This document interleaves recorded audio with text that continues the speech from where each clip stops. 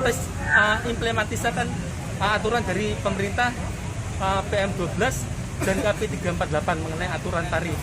Itu yang pertama. Terus yang kedua, ingin menghadirkan petinggi-petinggi aplikator untuk merubah tarif yang saat ini dirasa teman-teman terlalu murah dan melanggar dari aturan dari pemerintah.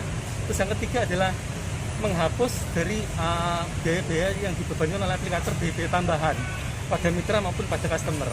Terus yang keempat adalah mendorong pemerintah untuk menindak tegas dari aplikator-aplikator nakal yang melanggar aturan dari pemerintah, seperti itu. Mas, kerugian apa yang diperoleh oleh driver gitu, jika aturan itu sudah diubah gitu? Iya, kerugiannya adalah untuk tarif murah saat ini teman-teman tidak mengalami yang namanya kesejahteraan. Ditambah lagi dengan penghapusan premium dan teman-teman sekarang harus menggunakan Pertalite di mana harganya lebih mahal. Terus yang ketiga adalah harga-harga kebutuhan sekarang udah mulai naik menjelang Idul Fitri ini kan. Ditambah lagi kemarin kenaikan minyak goreng. Minyak goreng aja naik, masa tarif semakin turun.